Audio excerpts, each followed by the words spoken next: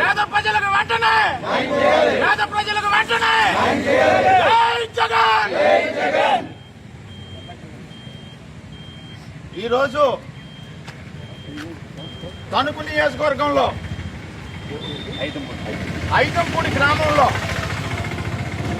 ఏదైతే రోడ్డు నిర్మాణం ఇచ్చాం కక్ష సాధింపు చర్యలుగా ఏదైతే కార్యక్రమాలు చేపట్టారో ఈ కార్యక్రమాలన్నీ కూడా చూసి సిగ్గుతో తలవంచుకునే విధంగా కూటమి ప్రభుత్వం మీద చీ అనే విధంగా ఇవాళ ఈ యొక్క ప్రాంతంలో ఉన్న ఈ పంచాయతీలో ఉన్న ప్రజలందరూ కూడా చీ కొడతా ఉన్నారు.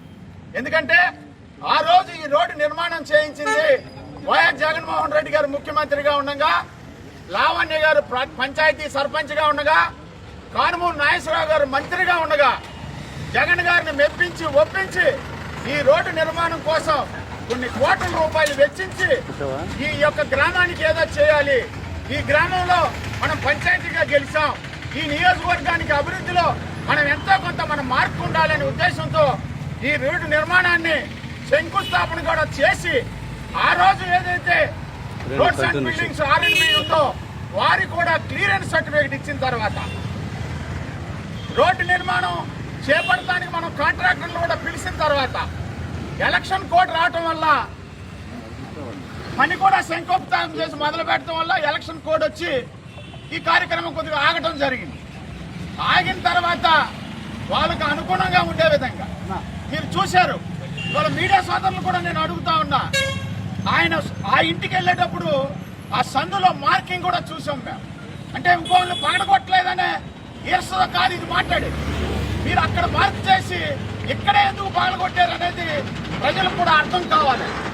ఇవాళ మీరు చేస్తున్నటువంటి అరాచకం ఇవాళ మీకు మీ కనసైగుల్లో లేడని జితేంద్ర గారు, లావణ్య గారు ఇవాళ మీరు చెప్పినట్టు ఆయన ఆటలు ఆడతలేదనే ఉద్దేశంతో మీకు తా అంటే తందానా అనే పరిస్థితుల్లో ఆయన లేకుండా వైఎస్ రాజశేఖర రెడ్డి గారి మీద అభిమానంతో, వైఎస్ జగన్మోహన్ రెడ్డి గారు వైఎస్ఆర్ కాంగ్రెస్ పార్టీ మీద అభిమానంతో ఏదైతే లావణ్య గారు పంచాయతీ సర్పంచ్గా ఈ పంచాయతీలో ఉన్న ప్రజలందరూ ఆయన్ని గెలిపించినందుకు జితేంద్ర గారు, లావణ్య గారు, కానుమూరు నాగేశ్వరరావు గారు మంత్రి దగ్గరికి వెళ్ళి ఈ ప్రాంతం అభివృద్ధి చెందాలి, చిరస్థాయిగా ఇంకొక 100 ఏళ్ళు నా పేరు ఈ ఊళ్ళో ఉండాలనే ఉద్దేశంతో ఈ కార్యక్రమాలు, ఈ అభివృద్ధి కార్యక్రమాలు చేస్తే మీరు కక్షపూరితంగా ఇవాళ ఈ కొట్టి రోడ్డు పాలు చేశారు.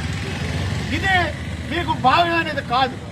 మీరు పర్మనెంట్గా ఈ నియోజకవర్గానికి ఎమ్మెల్యేలుగా, ముఖ్యమంత్రులుగా, ఉప ముఖ్యమంత్రులుగా మీరేం శాశ్వతం కాదు. మేము కూడా 2019 నుంచి 24 వరకు భారీ మెజార్టీతో మేము గెలిచాం. మమ్మల్ని ప్రజలు ఆదరించారు, అభిమానించారు.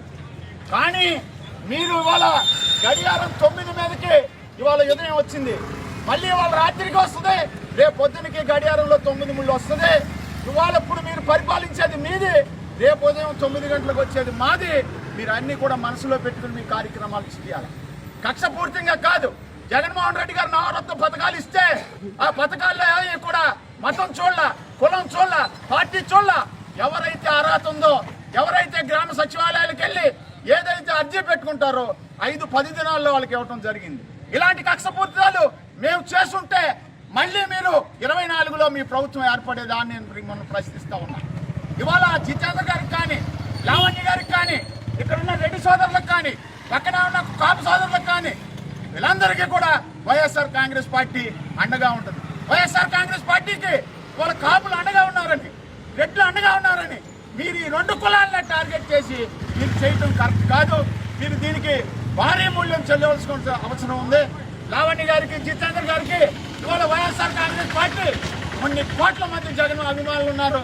ఈ రాష్ట్రంలో ఉన్న వైఎస్ఆర్ కాంగ్రెస్ పార్టీ అట్టడుగు బలహీన వర్గాలైన, పేదలైన, ధనవంతులైన వైఎస్ఆర్ కాంగ్రెస్ పార్టీకి సానుభూతి పరులందరూ కూడా లావణ్య గారికి, జితేంద్ర గారికి, కానుమూరు నాగేశ్వరరావు గారికి సపోర్ట్గా ఉంటామని, మీ అందరికీ న్యాయం జరిగే వరకు మీతో కలిసి మేము కూడా అడుగులో అడుగేసి మీకు న్యాయం జరిగేంత వరకు మేము కూడా మీ పోరాటంలో ఉంటామని తెలియజేసుకుంటూ సెలవు తీసుకుంటున్నాను.